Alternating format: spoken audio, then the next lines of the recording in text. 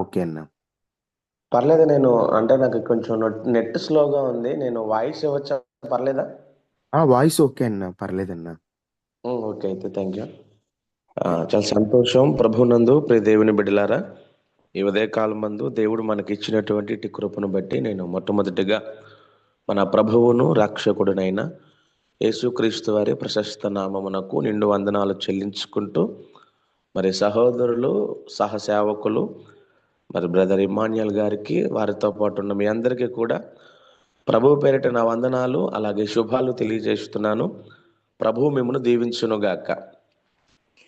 చాలా సంతోషం. కొద్ది నిమిషాలు ఆ, నా రక్షణ సాక్ష్యాన్ని మీ అందరితో కూడా పంచుకోవడానికి దేవుడిచ్చిన అవకాశాన్ని బట్టి ఈ సమయాన్ని నేను చాలా త్వరగా సద్వినియోగం చేసుకుంటాను. ప్రియులారా, మనందరికీ తెలిసినటువంటి ఒక మాట బైబిల్ గ్రంథంలో దావీదు భక్తుడు మన ప్రభువైన యేసయ్యకు పెట్టిన ఒక చక్కటి పేరు ప్రార్థన ఆలకించువాడా.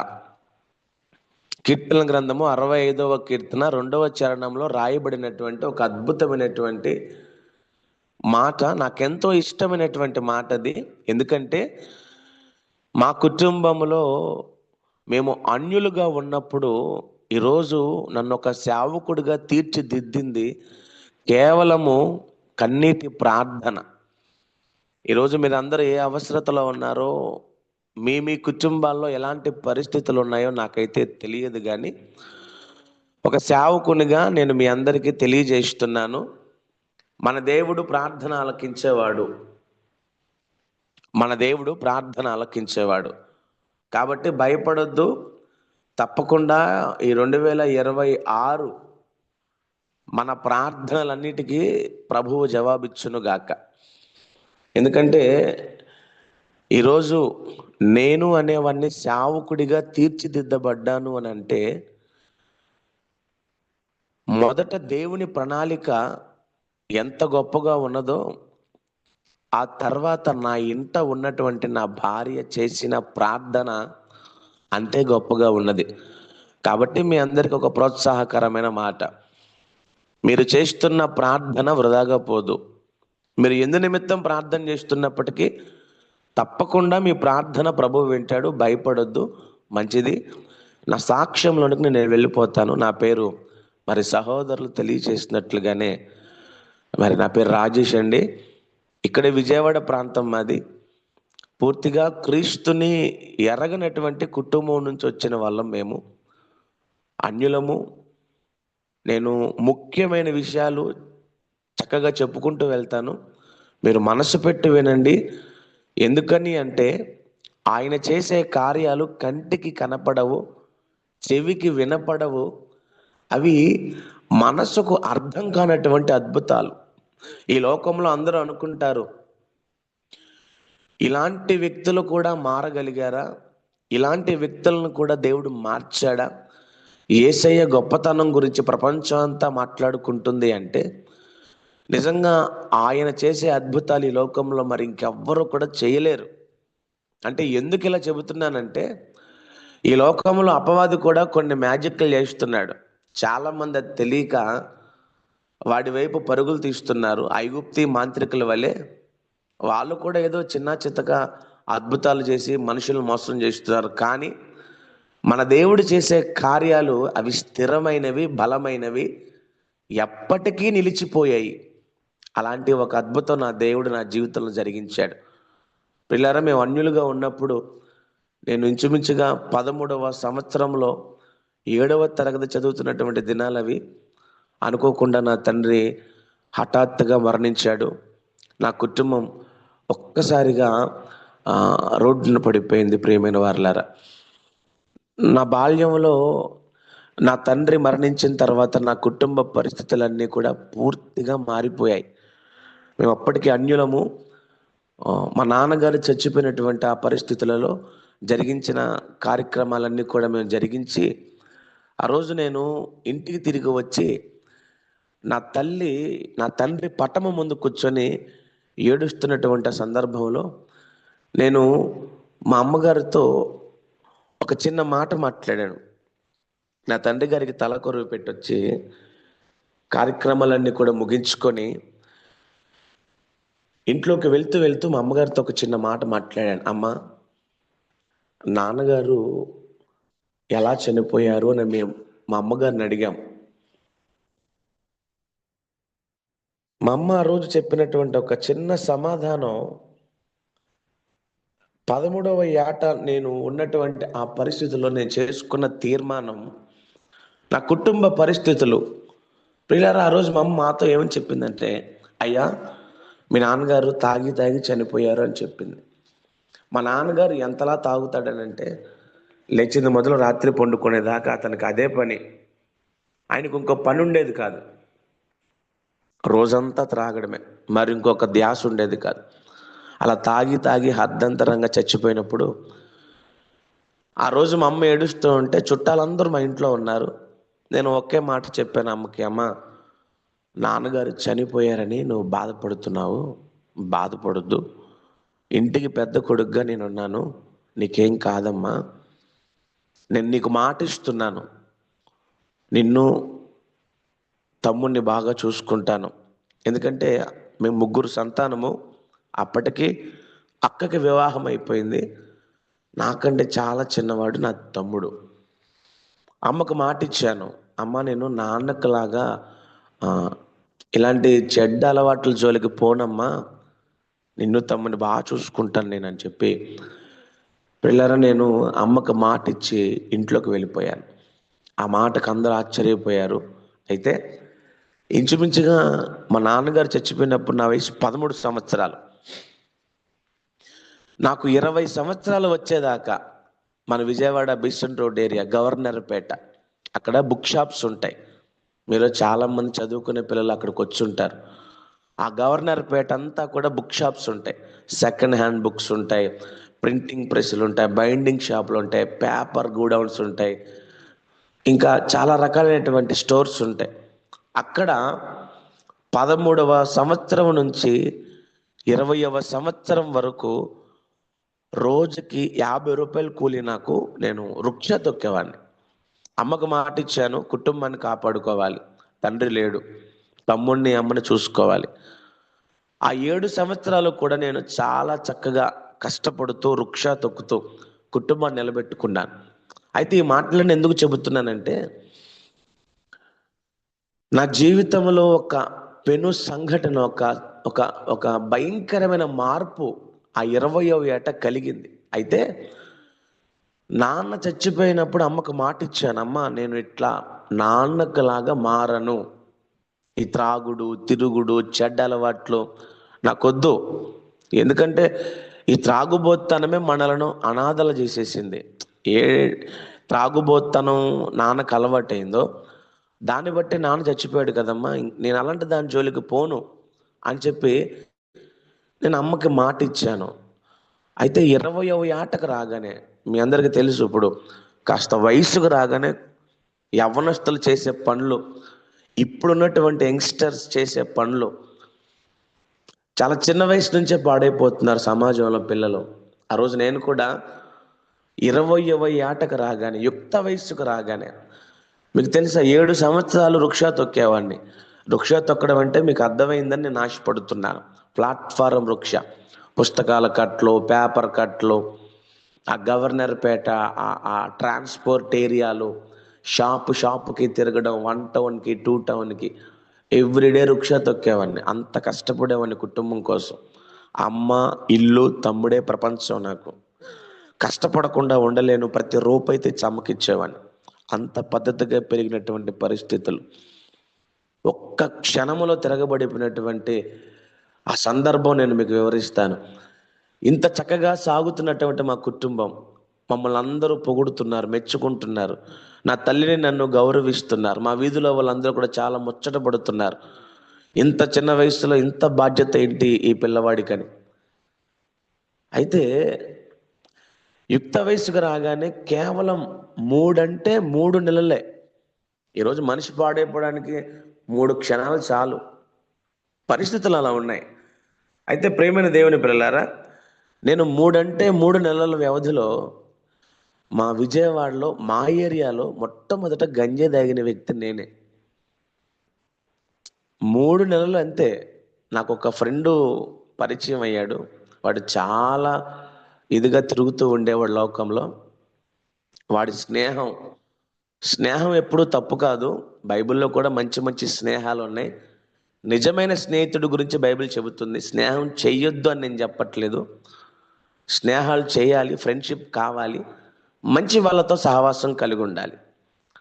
అయితే నేను ఒక చెడు స్నేహానికి అలవాటు పడి, మా ఏరియాలో ఫస్ట్ గంజాయికి చోటిచ్చిన వ్యక్తిని నేనే. మద్యానికి బానిసనైపోయాను. భయంకరంగా మత్తు బిళ్ళలకు బానిసనైపోయాను. కేవలం 3 నెలలు. ఈ 3 నెలల వ్యవధిలో త్రాగకపోతే ఉండలేకపోతున్నాను.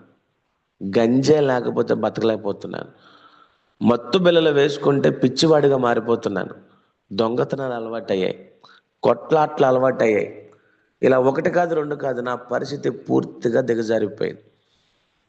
నేను కొన్ని విషయాలు స్పీడ్‌గా వెళ్తున్నప్పుడు యేసయ్య గొప్పతనాన్ని అర్థం చేసుకోండి. నా జీవితం ఎంత దుర్మార్గంగా మారింది అంటే, ఒకరోజు మధ్యాహ్న కాలం వేళ సాధారణంగా మాలాంటి వాళ్ళు ఇళ్ళకి రారు. చీకట్లో సమాధుల్లో మేము తిరుగుతూ ఉండేవాళ్ళం.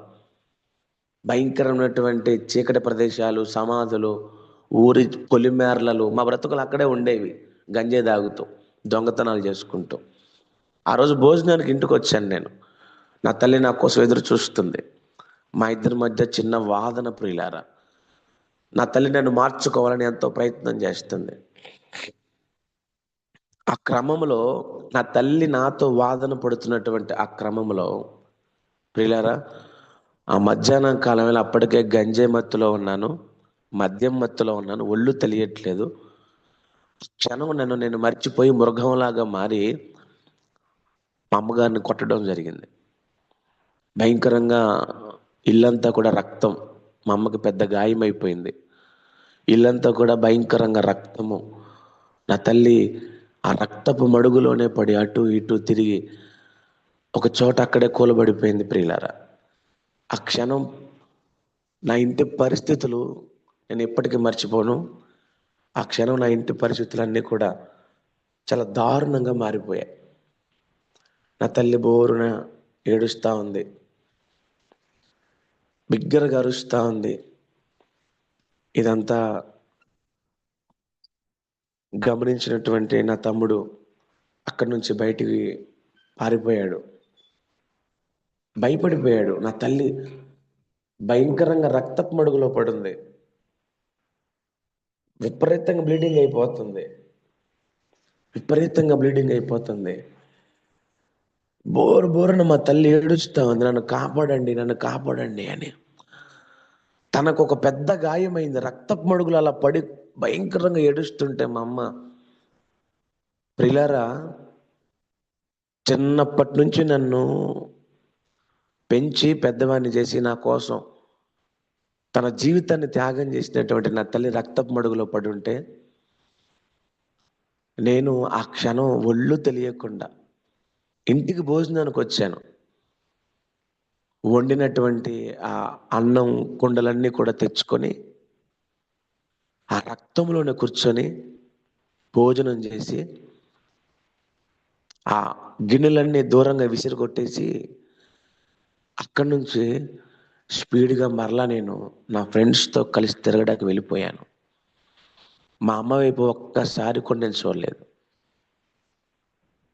మా అమ్మగారు నేను ఒక్కసారి కూడా, నా తల్లి భయంకరమైన బ్లీడింగ్, ఇల్లంతా పచ్చి నెత్తురు వాసన, ఇల్లంతా పచ్చి నెత్తురు వాసన. ఆ రక్తంలోనే కూర్చొని భోజనం చేశా. నా బ్రతుకు అంతగా దిగజారిపోయింది. కారణం చెప్పమంటారా? త్రాగుబోత్తనం. ఒకవేళ మీ గృహాల్లో కూడా ఇలాంటి త్రాగుబోతులు ఉన్నారేమో, ప్రార్థించండి. అందుకే చెప్పా, మన దేవుడు ప్రార్థన ఆలకించేవాడు. ఏ పరిస్థితినైనా మార్చగలడు ఆయన. ఎంతటి క్రూరమైన కఠినమైన వ్యక్తులనైనా సరే ఆయన మార్చగలడు. నా తల్లి రక్తపు మడుగులో పడి ఉన్నప్పుడు ఆ రక్తంలోనే కూర్చొని భోజనం చేసినటువంటి మూర్ఖుడను నా దేవుడు నన్ను మార్చాడు. నా దేవుడే నన్ను మార్చాడు. ఆయన పేరు నజరేయుడగు యేసు. ఆయన నా కుటుంబ పరిస్థితిని గమనించాడు. ఆయనే గనక లేకపోతే ఈరోజు నేను అనేవాడినే లేను. నా జీవితం ఇంకా దారుణాతి దారుణంగా మారిపోతూ వచ్చింది. దినదినము నేను ఒక మృగంలాగా మారిపోతున్నాను. నాకు అలవాటైన గంజాయి, మందు, టాబ్లెట్లు ఇక నాలో ఉన్న మానవత్వాన్ని, మంచితనాన్ని పూర్తిగా మంటగలిపేశాయి. ఒక మృగం కంటే దారుణంగా నేను మారాను. ఆ క్రమంలో నాకు పెళ్ళయింది. నేను వివాహం చేసుకున్నాను, లవ్ మ్యారేజ్ చేసుకున్నాను. నాకు అప్పుడు తెలియదు నేను అన్యుణ్ణి. ఇప్పుడంటే తెలుసు, ప్రేమ వివాహం తప్పని ఇప్పుడు తెలుసు.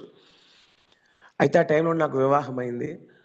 నేను మా ఇంటికి నా భార్యతో పాటు వచ్చాను. మా అమ్మగారు నా భార్య నన్ను చూసి ఒకటే మాట స్ట్రైట్‌గా, "అమ్మ, ఇతన్ని నువ్వు ఇలా గుడ్డిగా నమ్మి రావడం కరెక్ట్ కాదు. ఇతని గురించి నీకు తెలియదు. నా కొడుకు మంచోడు కాదు. నీ మేలు కోరి చెబుతున్నాను. నువ్వు వెళ్ళిపో" అని నా భార్యకి మా అమ్మ చెప్పింది. అయితే అప్పటికే కుటుంబాన్ని విడిచిపెట్టేసింది. పెద్ద పెద్ద గొడవలయ్యాయి. నాతో పాటు వచ్చేసింది. నా గురించి తనకేం తెలీదు. ఎందుకంటే ఈ మాట జాగ్రత్తగా వినాలి. ఈ రోజుల్లో చాలామంది ఆడపిల్లలు మోసపోతున్నారు. మంచి చెడు తెలియకుండా, ఎవరు వెనక వెళ్ళాలో, ఎవరు వెనక వెళ్ళకూడదో తెలియకుండా చాలా మోసపోతున్నారు. అలాగే నా భార్య కూడా ముందు వెనక ఆలోచించకుండా నా వెనకబడి వచ్చేసింది. నేను చాలా మంచివాడిని, నా దగ్గర చాలా ధనం ఉంది, మాది మంచి ఫ్యామిలీ అని చెప్పి మాయ మాటలతో తను నేను మోసం చేశాను. ఇదంతా ఎందుకు చెబుతున్నానంటే, ప్రేమించి వివాహం చేసుకుని నా భార్యను నాతో పాటు ఇంటికి తెచ్చుకున్న తర్వాత నన్ను నమ్మి నా తల్లి నా గురించి మొత్తం చెప్పింది. నేను తాగే గంజాయి పొట్లాలు ఇవన్నీ కూడా చూపించింది.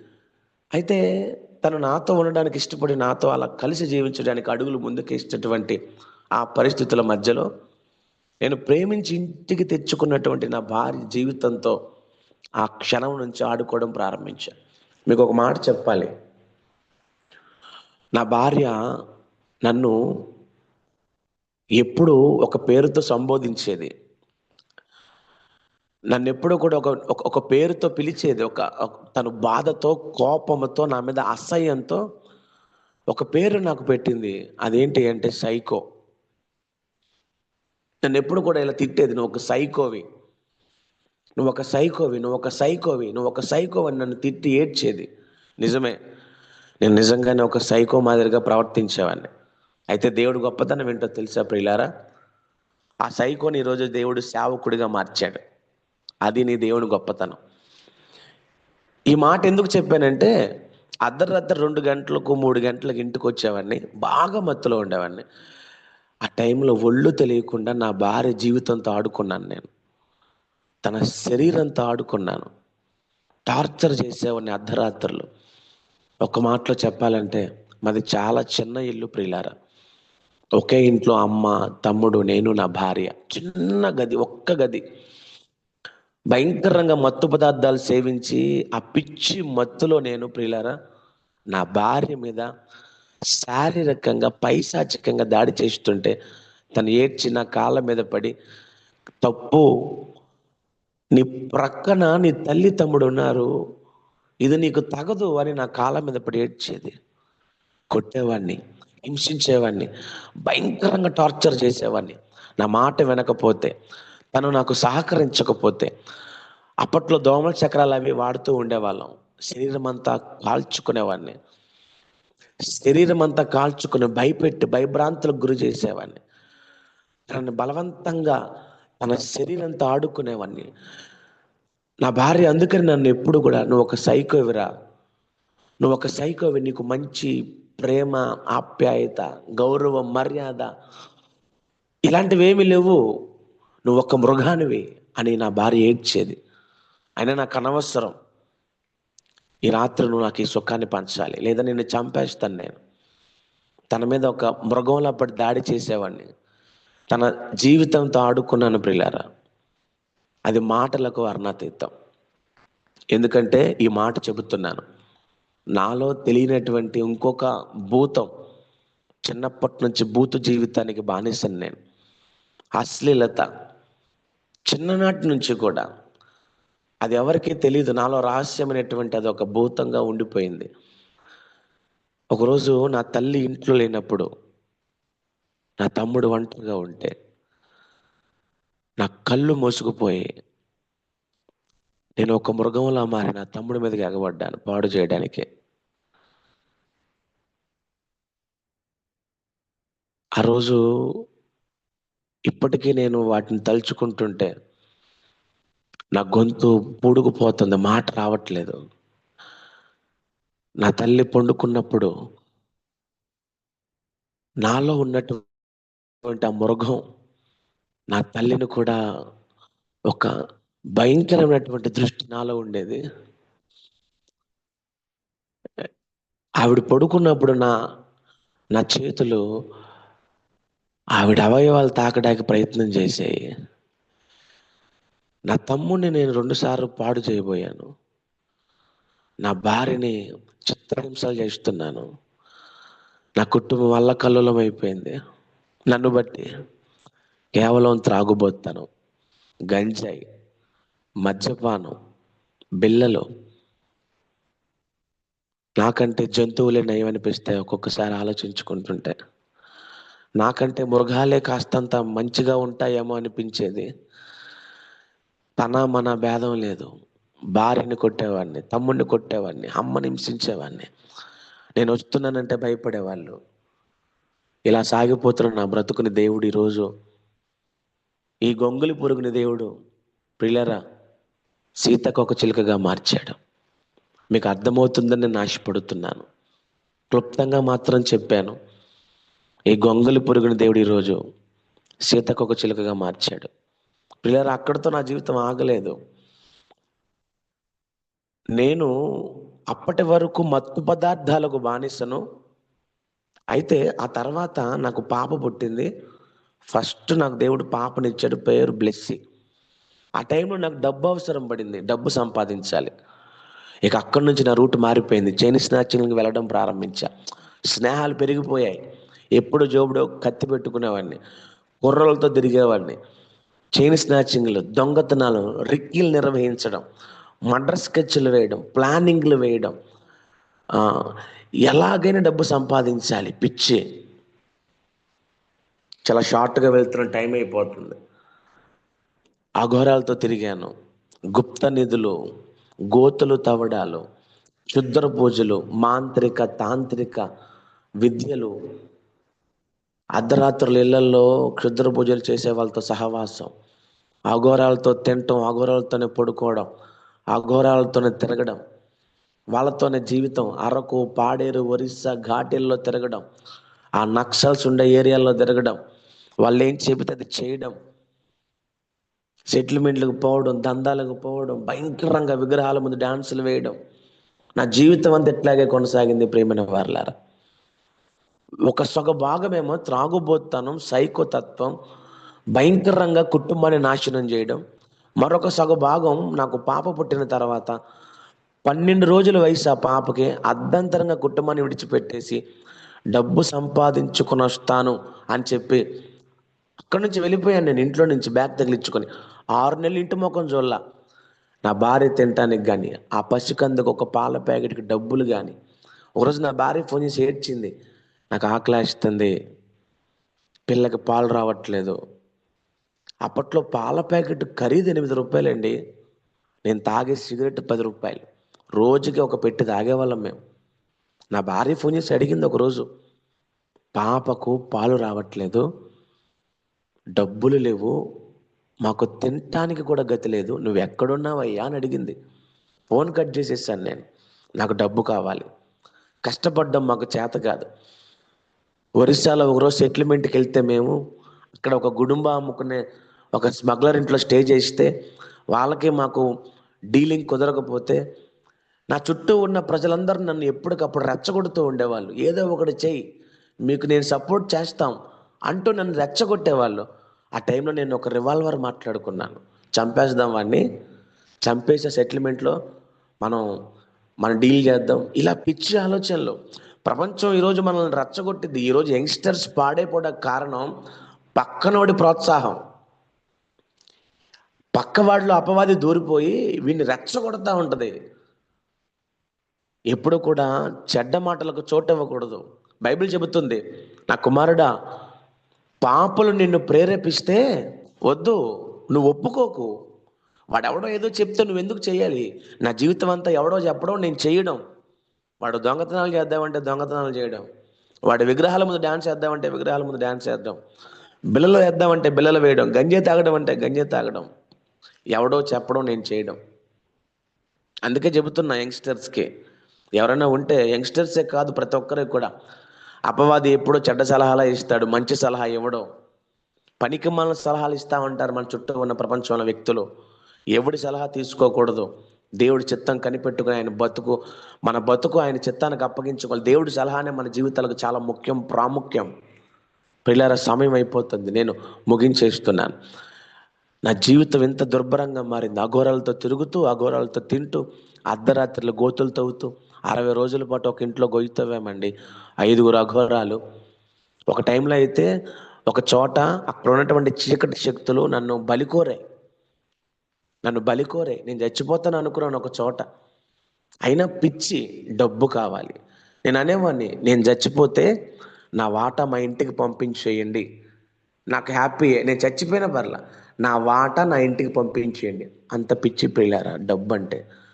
ఆలోచించండి, నా కుటుంబం, నా తల్లి, నా భార్య, నా తమ్ముడు, నాకు పుట్టిన పాప. ఇంట్లోనే ఉండేవాని కాదు. ఇంటికి వచ్చానా, గర్భవతి అని లేదు, బాలింతని లేదు. నా భార్యని రోడ్డు మీదకి ఈడ్చుకొచ్చి కింద పడేసి కాలుతో తొక్కేవాడిని, కడుపు మీద తన్నేవాడిని, 20 మంది కుర్రోళ్ళ ముందు కొట్టేవాడిని. ఎప్పుడు 20 మంది కుర్రోళ్ళు నాతో వచ్చేవాళ్ళు, నా చేతిలో ఒక బియర్ బాటిల్, నా పేరు మీద జేజేలు కొట్టడాలు, టాటా మ్యాజిక్లు, టాటా యాషుల్లో దించడాలు, కారుల్లో తిరగడాలు, దొరికిన చోటల్లో అప్పు చేయడాలు, అఘోరాలతో కలిసి బతకడాలు. ఇలా దుర్భరమైపోయినటువంటి నా బ్రతుకుని ఈ సైకోని దేవుడు సేవకుడిగా మార్చాడు అని అంటే నిజమే. మొట్టమొదటిగా దేవుని ప్రణాళిక ఉంది.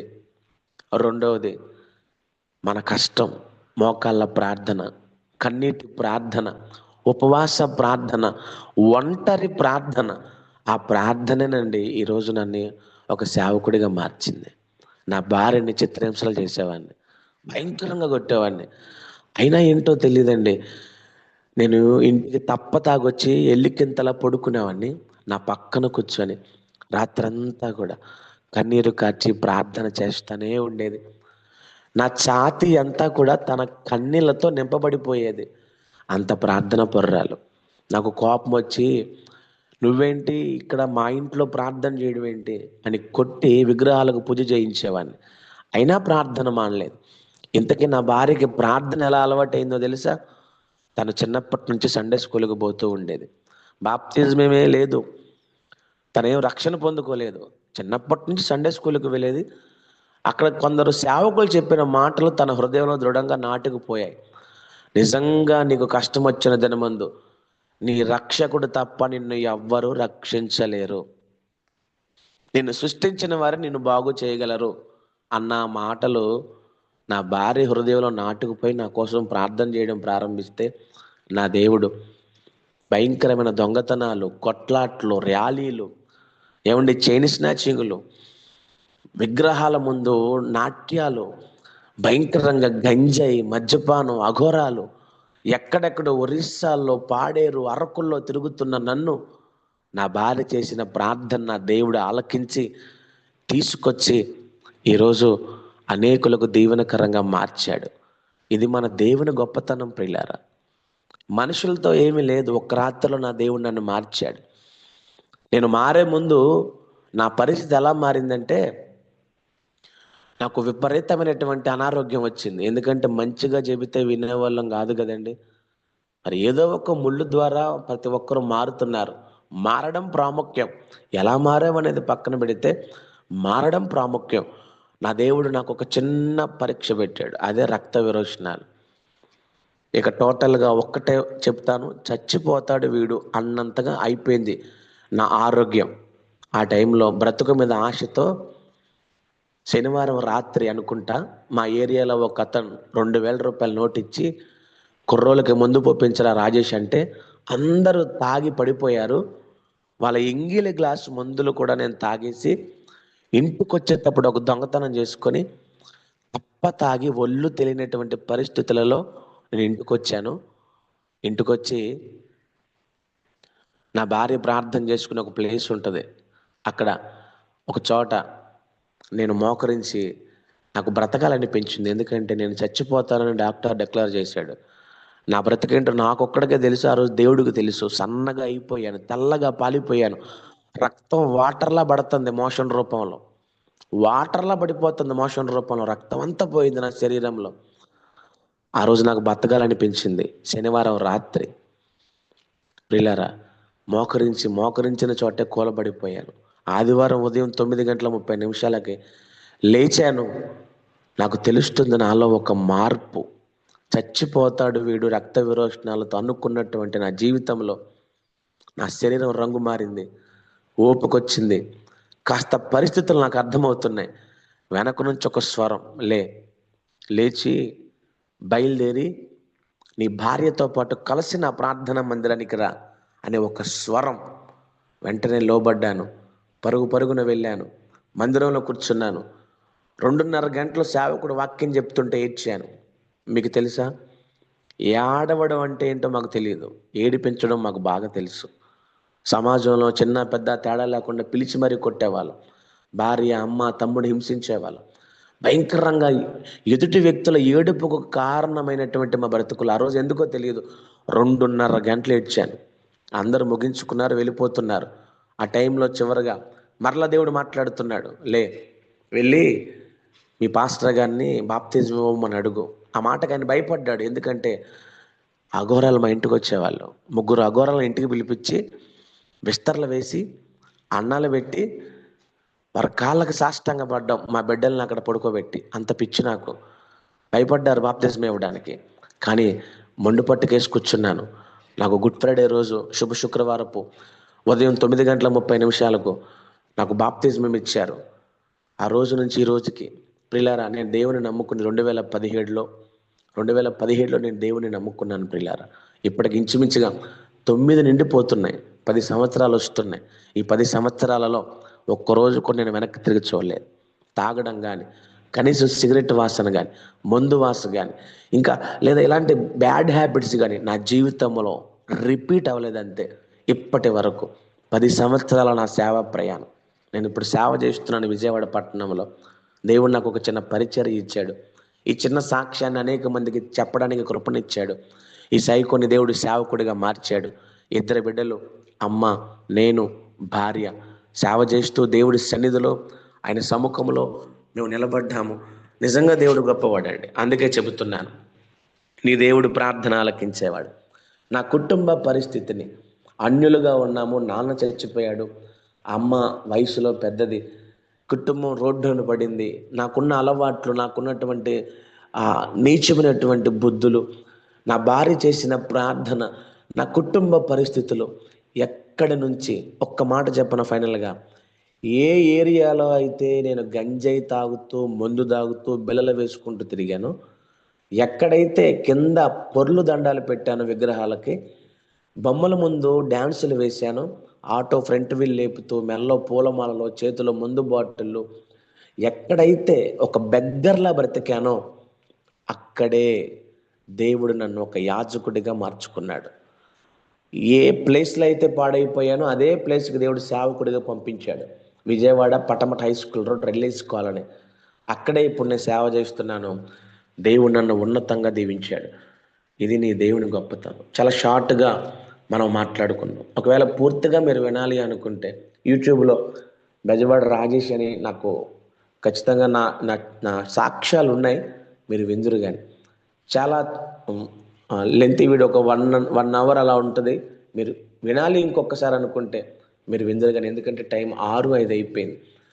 క్లుప్తంగా నేను వివరించాను, మీకు అర్థమైందని నేను ఆశపడుతున్నాను. దేవునికి స్తోత్రం కలుగును గాక. తప్పకుండా మీరు అందరూ కూడా బలపరచబడ్డారని కూడా నేను నమ్ముతున్నాను. మీ అందరికి ఒక మాట చెప్తా చివరిలో, నేను ఇమ్మాన్యుయల్ గారికి సమయం ఇచ్చే ముందు. ప్రియులారా, యేసయ్య గొప్పతనం మీకు అర్థం కావాలి. ఆయన ఎవరో మనకు తెలియాలి. ఈ లోకానికి ఎందుకు వచ్చాడు ఆయన? ఈ లోకానికి వచ్చిన కారణం ఏమిటి? నీ దేవుని గొప్పతనం నీకు అర్థమైతే నువ్వు పరిస్థితులను చూడవు, ప్రభువుని చూస్తావు.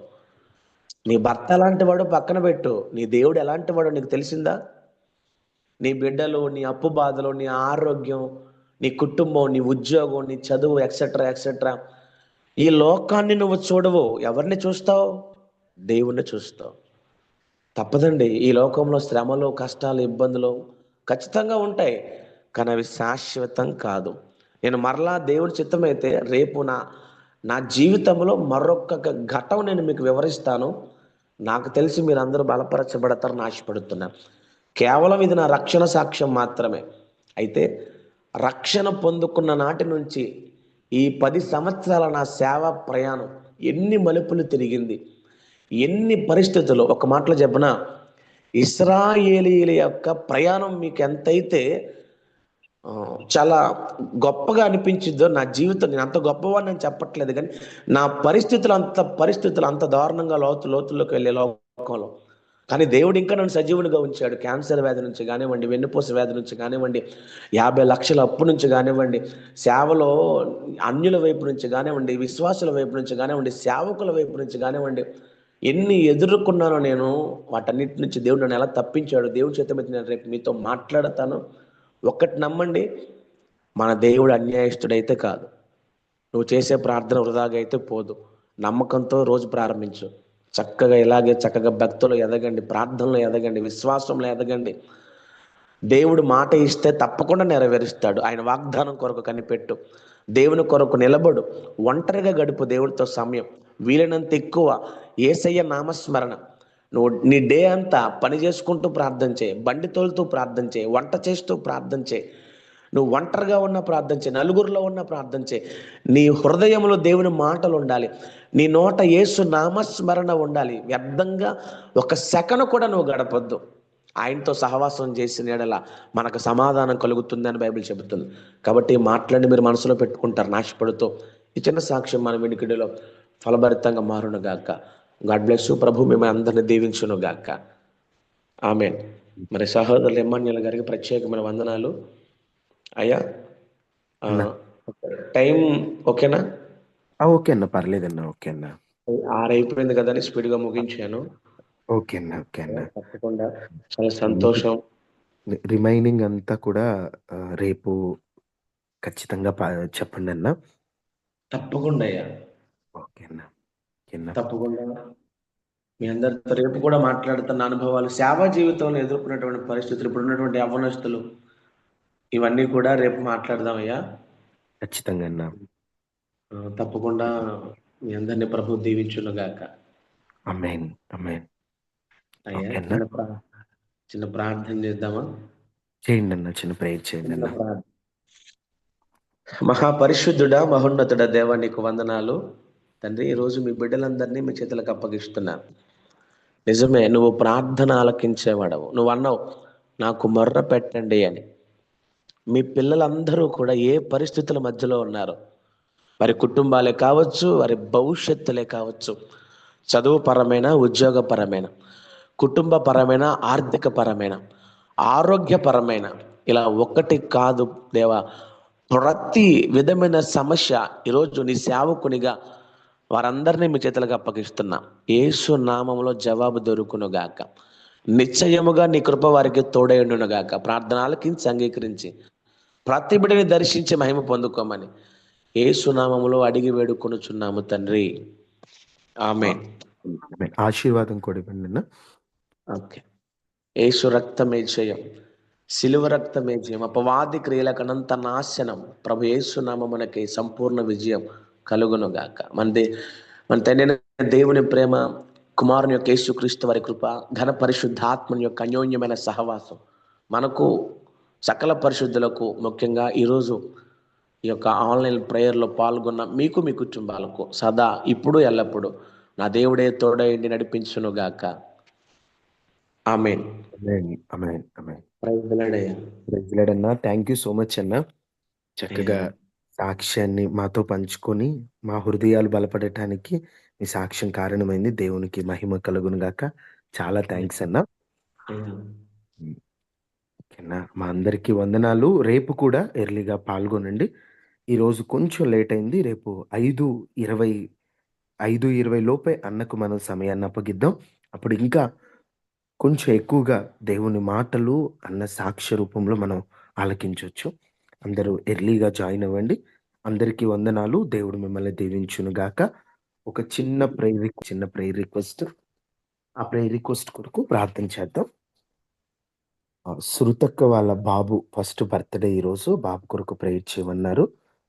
సుశాంత్ వందనాలండి. కొరకు చిన్న ప్రేయర్ చేద్దాం. అన్న చెప్పండి అన్న. వందనాలన్న. ఈరోజు అమ్మగారిది పెద్ద కర్మయ్య 15వ రోజు. అవునన్నా. ఆ, ఓకే. ఓకే. ఈరోజు ప్రేయర్ చేస్తానన్నా. ఓకే. కాశీ అన్న అమ్మగారు దేవుని రాజ్యానికి చేరుకున్నారు. ఆదరణ కూడిక కూడా ఘనంగా జరుగునట్లుగా ప్రార్థన చేద్దాము. మహాపరిశుద్ధుడా, మహోన్నతుడు అయిన దేవా, ఆశ్చర్యకార్యాలు చేసేటువంటి రాజా నీ ఘనమైన నామానికి వందనాలు. అయ్యా, గడిచిన సంవత్సరం ఇదే రోజున శృతక్క వాళ్ళని ప్రేమించి మీరు సుశాంత్‌ని అనుగ్రహించారు. ఈ సంవత్సరం అంతా బాబుకి మీరు తోడుగా ఉండి మంచి ఆరోగ్యాన్నిచ్చారు. బిడ్డ ఎదుగుచుండగా వయస్సు యందును, జ్ఞానమందును, మనుషుల దయందును, నీ దయందును వర్ధిల్లునట్లుగా బిడ్డను ఆశీర్వదించండి. ఆరోగ్యమును, జ్ఞానమునివ్వండి. చిన్న వయసు నుండి నీ భయము కలిగి లోబడి పెరుగునట్లుగా బిడ్డను దీవించమని అయా కుటుంబాన్ని మీరు ఆశీర్వదించండి. అదేవిధంగా కాశీ అన్న అయ్యా వారి తల్లిగారు నీ రాజ్యానికి చేరుకున్నారు. వారి కుటుంబంలో ఈరోజు జరగబోతున్న ఆదరణ కూడిక ఘనముగా జరిగించండి. ఆటంకములు, అవరోధములన్నీ తొలగించండి. ఆర్థికంగా అన్ని విషయాల్లో మీరు సహాయం చేయండి. అయ్యా, నువ్వు పెడుకున్నటువంటి ప్రతి ఇబ్బందిని, ప్రతి సమస్యను మీరు తొలగించమని వారిని ఆదరించండి. వారి కుటుంబాన్ని ధైర్యపరచండి. ఇంకా ఎందరో ప్రేయర్ రిక్వెస్ట్‌లు కలిగున్నారు. వాటి కొరకు ప్రార్థించుటకు సమయం లేదు. అన్నీ ఎరిగిన దేవా, ప్రార్థన ఆలకించువాడా, వారి ప్రార్థనను, వారి మొరను మీరు ఆలకించి జవాబును అనుగ్రహించమని యేసు శక్తి కలిగిన నామములో అడిగి వేడుకొనియున్నాము తండ్రి. ఆమేన్. ఆమేన్. అందరికీ వందనాలమ్మా. రేపు ఎర్లీగా మనం పాల్గొందాము. అన్నయ్య సాక్ష్యం కూడా పూర్తి సాక్ష్యాన్ని నేను లింక్ గ్రూప్‌లో పెడతాను. అందరూ వినండి. రేపు అన్న సేవ అనుభవాన్ని, సేవలో ఉన్న విషయాలు కూడా మనం తెలుసుకుందాము. అందరికీ వందనాలు. సెలవు తీసుకుందాం. Good morning. Praise the lord.